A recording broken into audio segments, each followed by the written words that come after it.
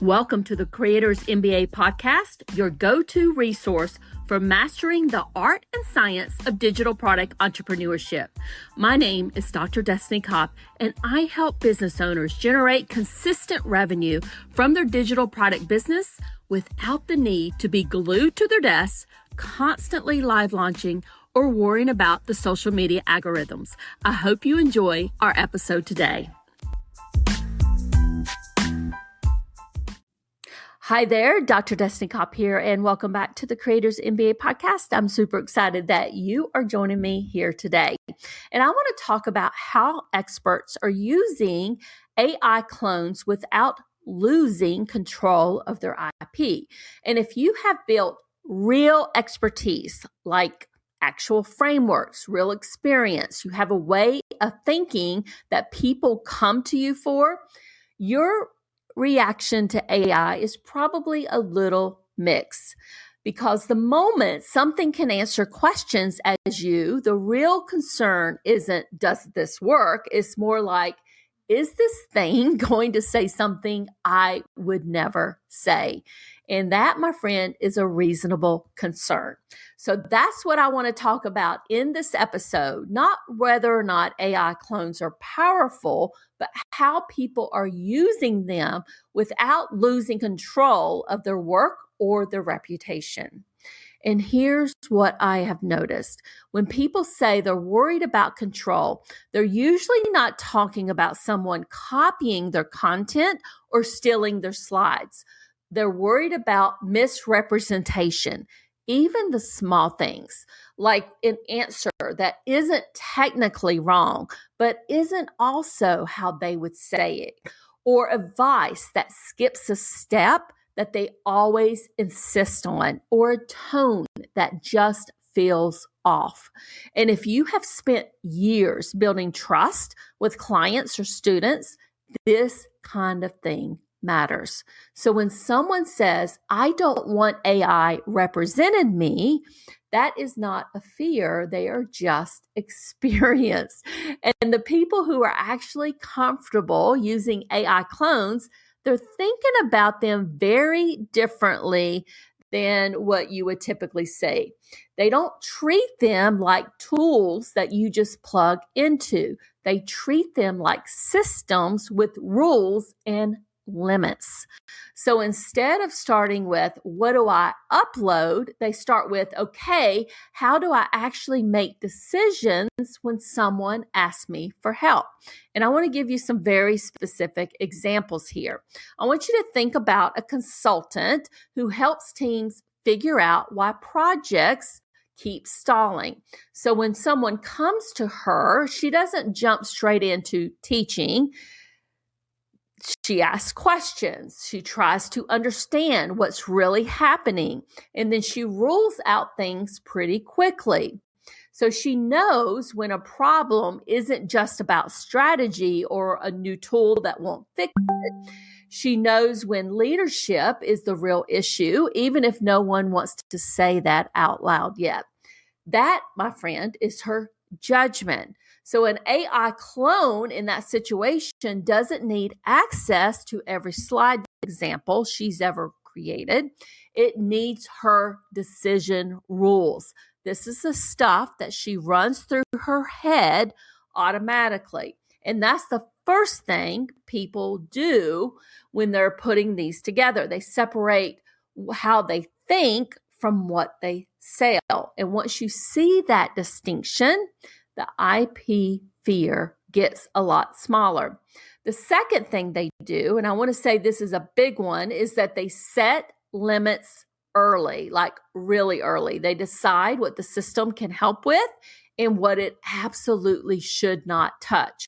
So a coach might say, you can help someone decide what to focus on next, but you cannot build a full strategy for them.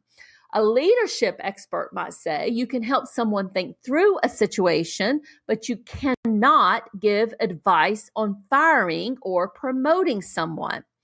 A course creator might say you can help apply the framework, but you don't get to teach the framework itself. These systems, when you put these constraints on them, you're training the AI or telling the AI clone you are not going to be helpful at all costs. I would say that is what makes them feel safer.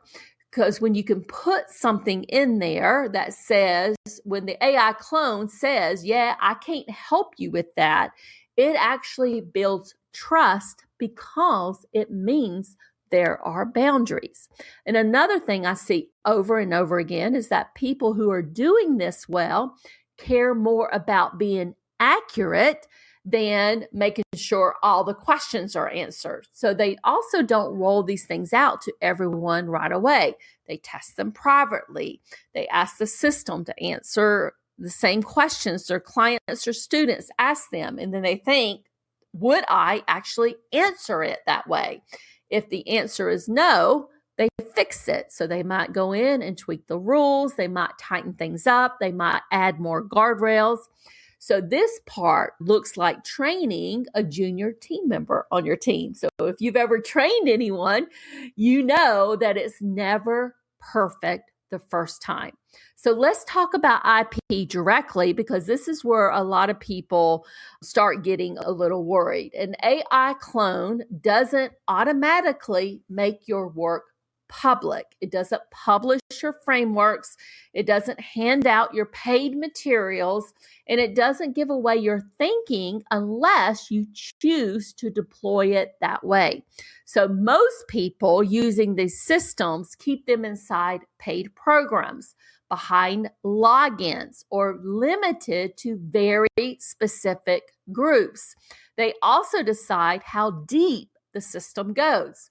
So someone might say, you can help people actually use my framework, but you cannot explain it from scratch. And this way, the teaching still lives with the human, but people aren't left stuck when they try to apply it.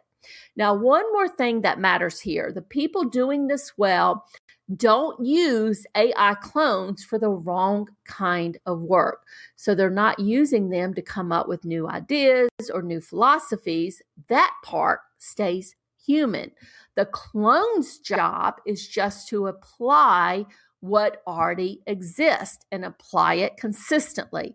That is how your voice stays intact. And here's a very simple example. I want you to imagine a strategist with a very specific way of thinking about growth.